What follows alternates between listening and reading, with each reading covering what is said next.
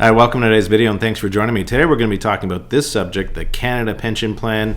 We're going to talk about a lot of interesting things you're going to want to know. This first question I'm going to be asking you is, do you think the Canada Pension Plan is a ripoff? So I want to hear your comments.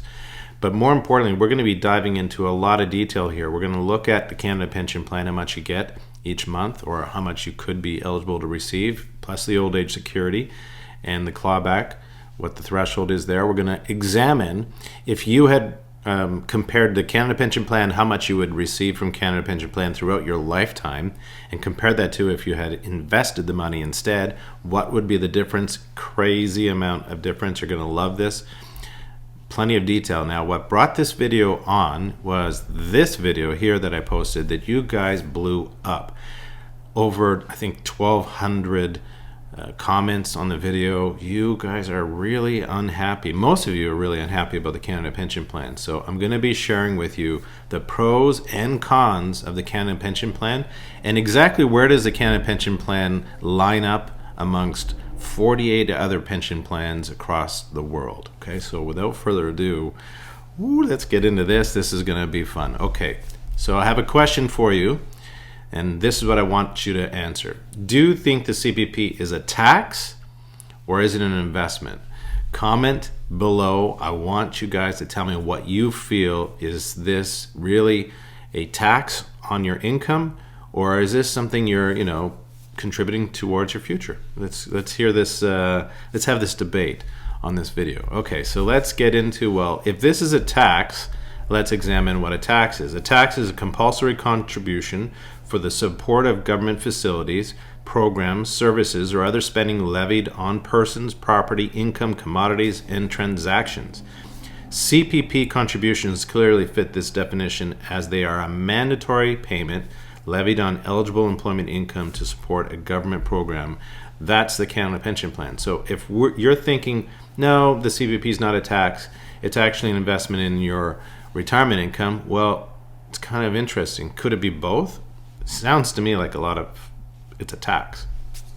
Okay, now, if you're on the side of the page where you say the CPP is not a tax, it's more of like an investment, well, it's not a savings plan, it's a pension plan. It's in the name, Canada Pension Plan.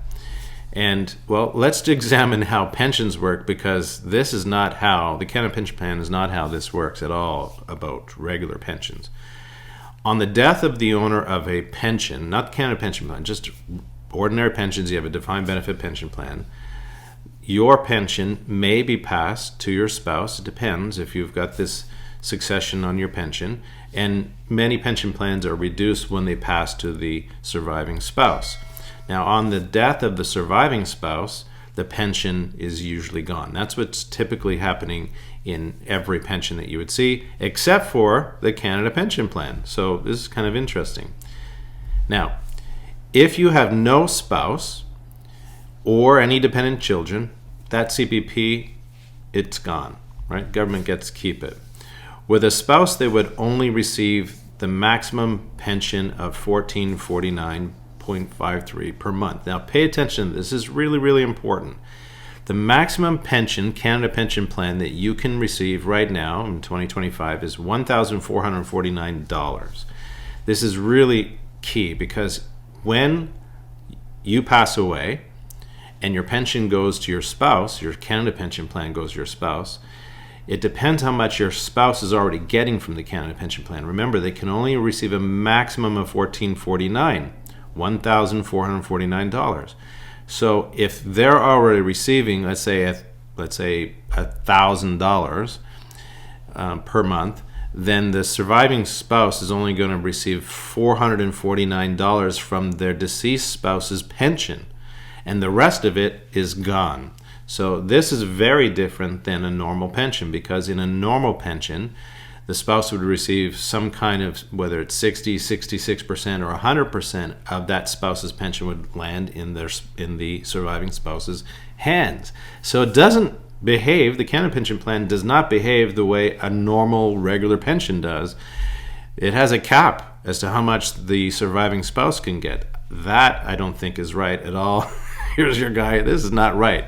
So when a spouse dies, like many pensions, about 66% of their pension should go to the spouse. So why wouldn't this happen with Canada Pension Plan? Why wouldn't the government of Canada just say surviving spouse, like every other pension that happens, gets 60 or 66% of that person's pension given to the spouse, the surviving spouse, no matter how much pension they are already getting from Canada Pension Plan. So that's the way I think it should work.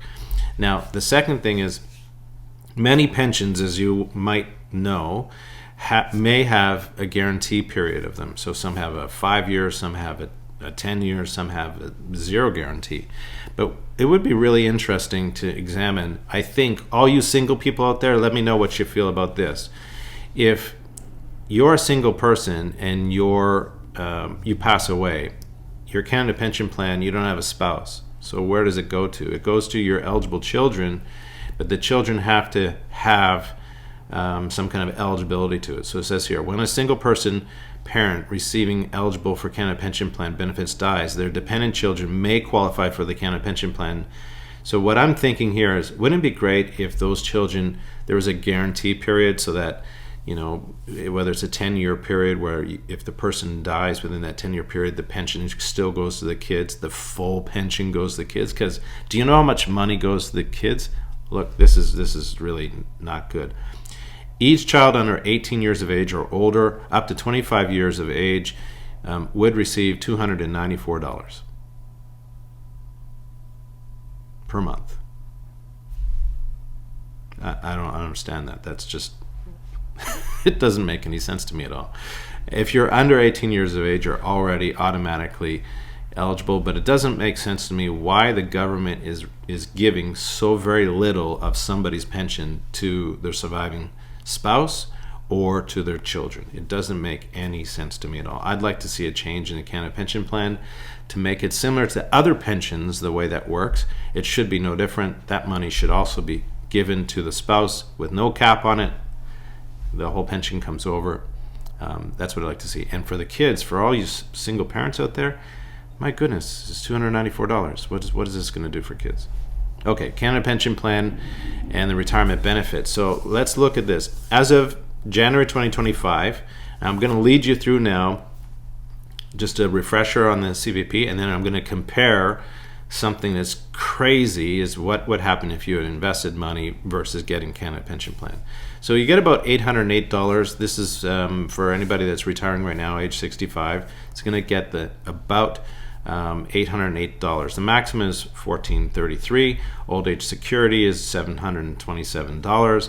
Now this changes depending on what your age is. So for those age 75 and older, you get $800. If you're younger than that, you get $727 per month. Now the old age security clawback begins at $93,000 and $93,454. So what does that mean? When your taxable income gets past $93,000, they're going to start to claw back your old age security. So in 2025, the thresholds are ages 65 to 74. If it's $151,000 you make past that, you're not getting any old age security. And if you're over 75, it's $157,000. So be careful about when you're doing your planning that you're trying. I mean, some people say, look, I want $200,000 for people who've got a lot of money. Yeah, they're going to get a clawback, and that's probably not on their mind. They're more concerned about getting a much larger number anyway. So, but for those of you who do have pension plans and some RRSPs, and you're trying to figure out in rental income, just there's your thresholds right there. Be aware, $93,000 is the beginning part for that. Okay. So let's get into, is the Canada Pension Plan a good deal or not? So I'm going to give you some pros, so don't beat me up on this. I'm going to give you some pros about why the Canada Pension Plan is a good deal. I'm going to give you some cons about why the Canada Pension Plan is not a good deal. But you know what? Put your comments below, because we love to read your comments, and I love seeing your reaction to what you think about the Canada Pension Plan. So first one, well, it's guaranteed for life. The Canada Pension Plan is similar to a defined benefit pension plan, meaning you receive your payments for life no matter how long you live. Unlike RSPs, your personal savings won't run out of money, because the Canada Pension Plan is always going to pay you every month for the rest of your life. And it's inflation protected. So Canada Pension Plan, as you know in a couple of my other videos, where I talked about that the Canada Pension Plan is adjusted each year for the cost of goods. Now, it's not always in lockstep, but they are trying to make a reasonable increase with Canada Pension Plan. And so that means that your purchasing power is going up. As inflation is going up, you're making sure that the Canada Pension Plan is still trying to buy you the same amount of gas, but we'll see about that. Okay. Survivor and disability benefits, you've already seen my thoughts on Survivor. I don't like how much money goes to the surviving spouse, but it does have some measure of money going to the survivor or to dependent children. And if you become disabled, you also get Canada Pension disability benefits. Now, people ask me all the time, what happens when I have a disability and what happens when I have a Canada Pension Plan when I turn 65? Remember, you're never going to get, well, that's not true. You can get slightly more than the maximum, but it's not one on top of the other. $1,442 roughly is what you're going to get. You're not going to get much more than that, even if you have the disability. Low management fees. Now, this is a little dig at my profession. What this is trying to suggest is that if you are investing money in a mutual fund, an ETF, stocks, bonds, GICs, people like me, advisors, are going to charge you a fee, and that's going to be a grind against your ability to grow your portfolio. And here, the Canada Pension Plan has a low management fee. Now, you're going to be surprised at where Canada stacks up in terms of how much they actually give compared to other countries around the world. It's amazing.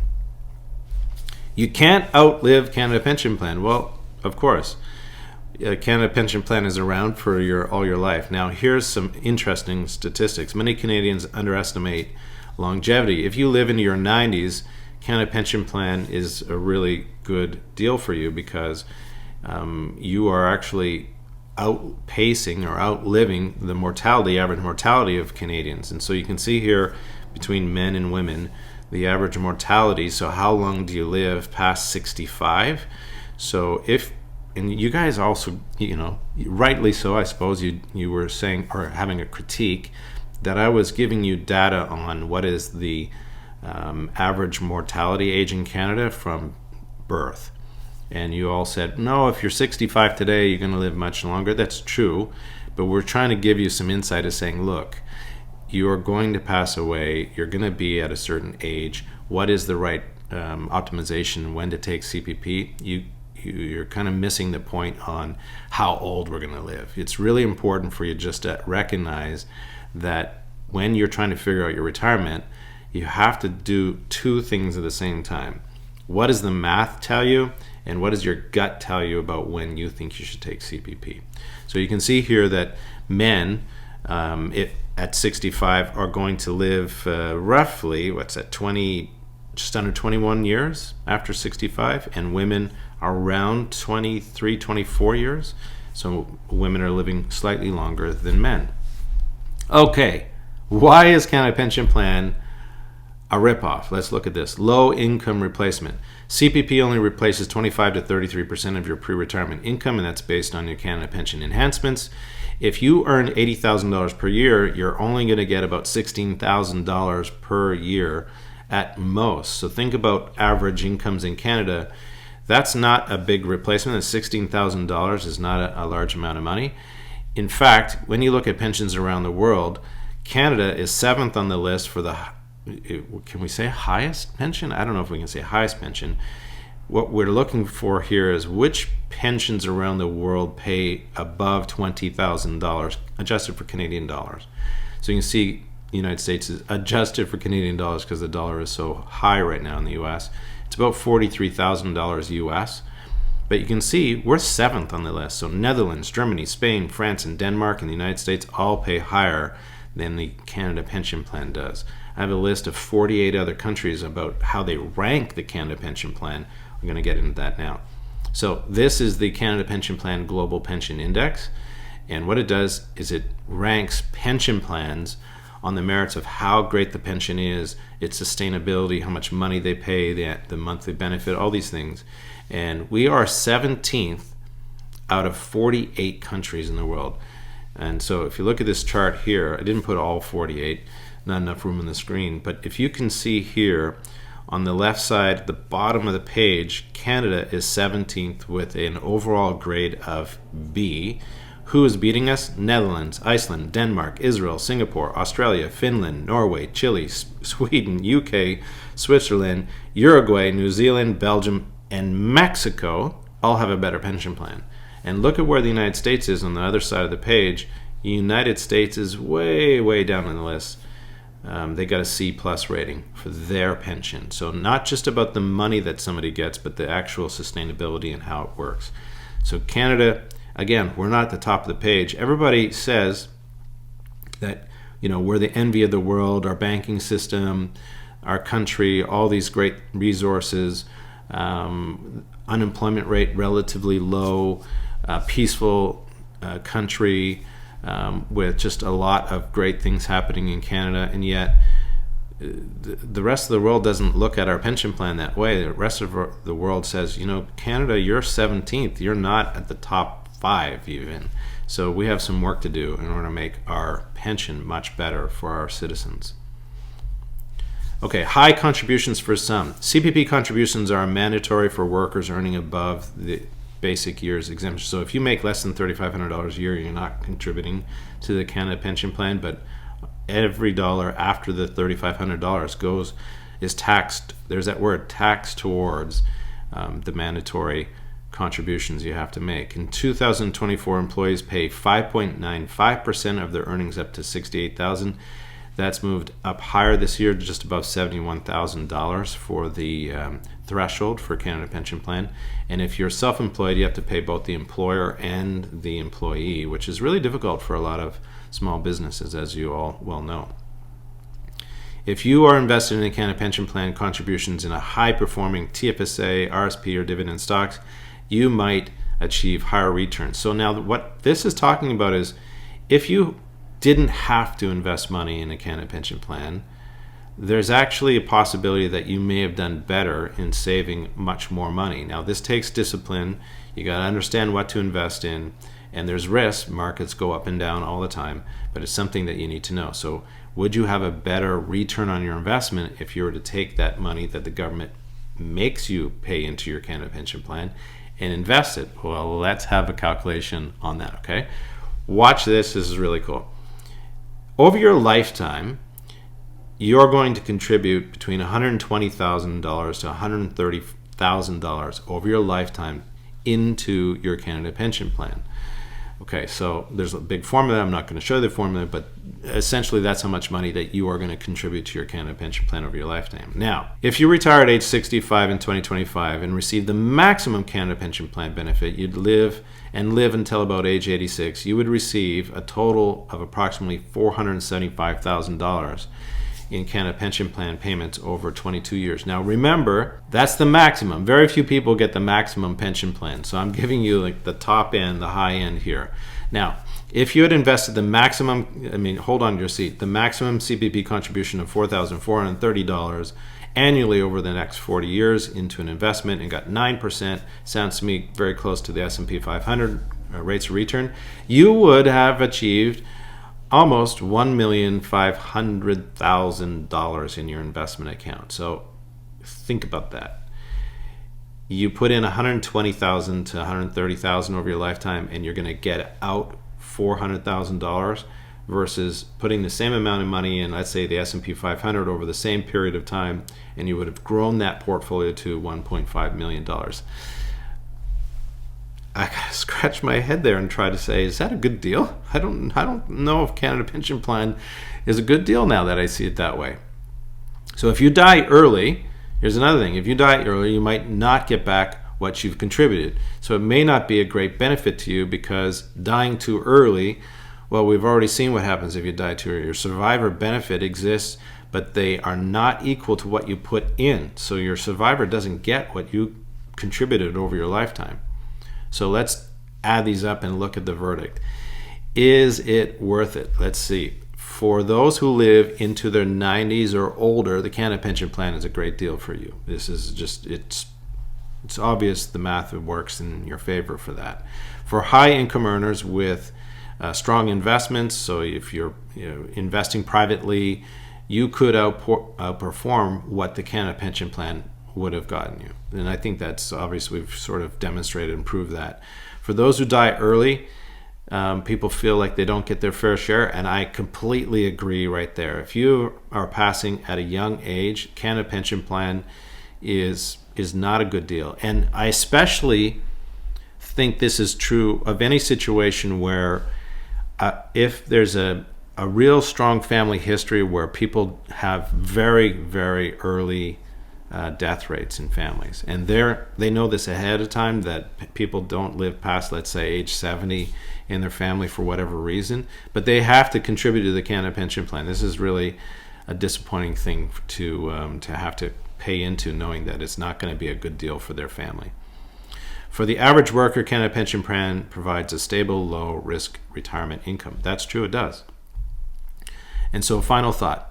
Your Canada Pension Plan is meant to be, it's not meant to be your only retirement income. It's a foundation, and you still need RRSPs, TFSAs, and pensions and savings to retire comfortably. Now, I'm going to give you a personal observation about this. I do hundreds and hundreds of plans every year. And for the vast majority of people across Canada, they need their Canada Pension Plan. It is an important role in their overall income. In many cases, for many seniors, it is almost all of their income, especially when you add in the guaranteed income supplement. So it's definitely there for the lower income profile of Canadians.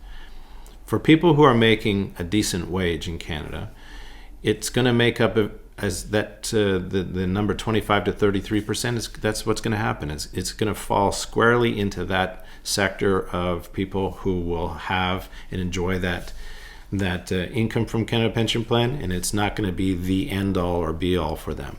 For the higher income earners, it's just in the way, isn't it? You all know this. When you're doing your plans, the Canada Pension Plan is just getting in the way of all the other income sources that you have coming in. So the one thing I would say to you is try to figure this out as early as you can in your life.